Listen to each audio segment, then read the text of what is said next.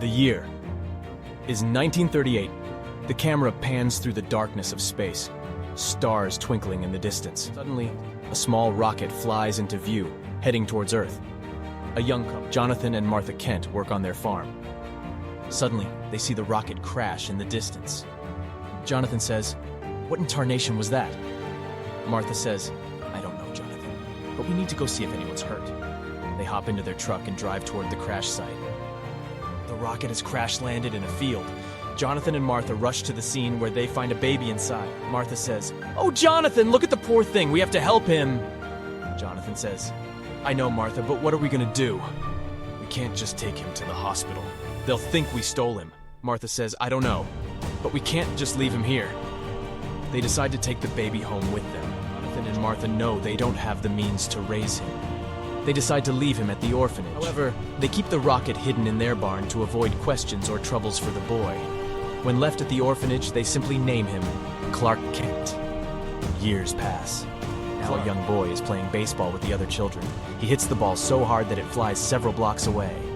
Clark says to himself, "That was strange. I didn't mean to hit it so hard." Clark begins to realize that he has extraordinary powers. Clark is older now, and he's in the library, poring over old newspapers and documents. He discovers a report about a rocket crashing near Smallville years ago. Clark says to himself, "This must be about me." He decides to investigate further and discovers that he was found by the Kents and put up for adoption under the name Clark Kent.